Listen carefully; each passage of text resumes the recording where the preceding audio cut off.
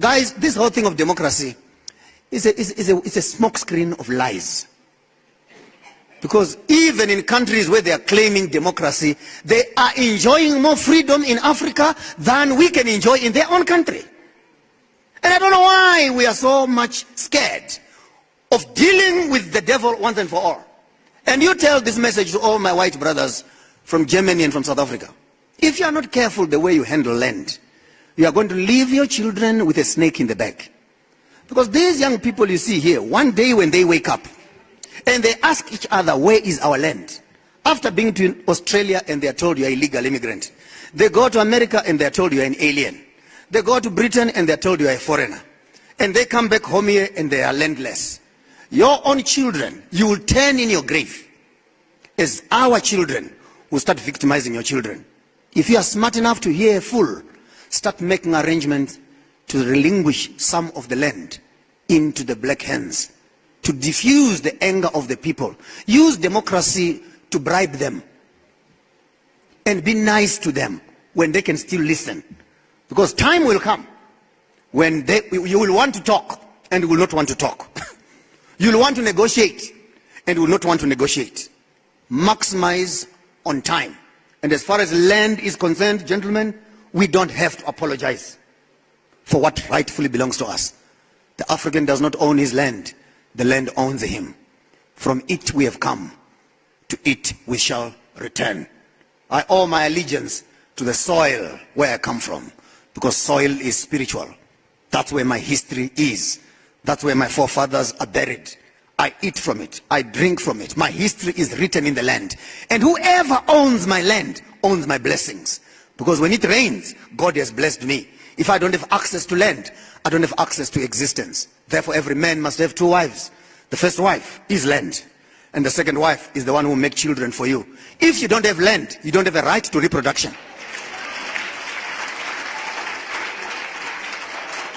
Because you cannot sleep with your wife on WhatsApp. You can't sleep with her on Facebook.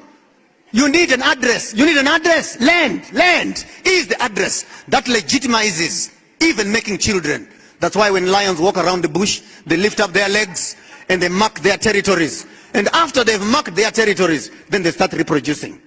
Are animals now better than us? That we fail to have access to our own spaces so that we can reproduce after our own selves. I challenge SWAPO to deal with land issues violently. Take off those bloody gloves. Get down to business. But be strategic, be thoughtful, be mindful, be future-seeing, and put strategies that will work. But no matter how long you wait, sweet talking around land, it will boil down to one thing.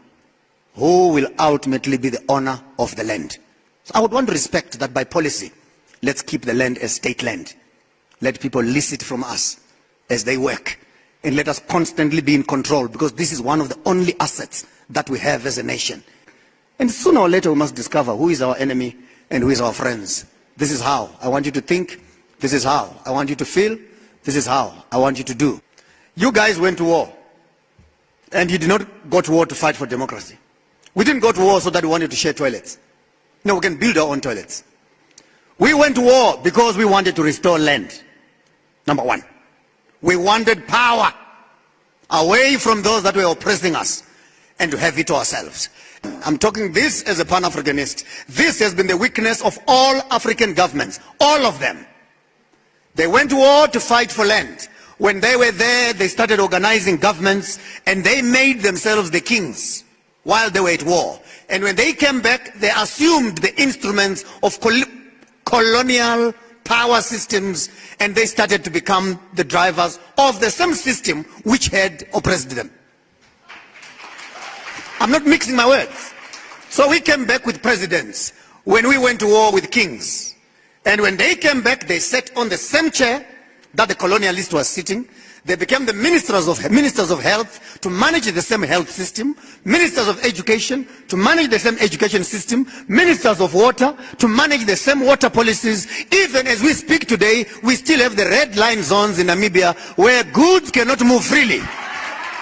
In a country we call a country, but you cannot cross over with avocados and beef You cannot cross this line. And you sit back and say, who drew this line? A bunch of some Buros and German guys who said, no, if you allow goods from the north to come down here, then the businesses of the south will die. We are the monopoly holders of business in Windhoek. You can't allow cheap things from the north to come, and those red lines are still there. And we talk about manifestos, we talk about policy change, and yet the devil in the room still looks at us, and to tamper with it, we all want to tiptoe and put golden gloves when we begin. Guys, I think you know now why you should share the video and support Captain Ibrahim Traore. Share the video for more people to watch. Thank you.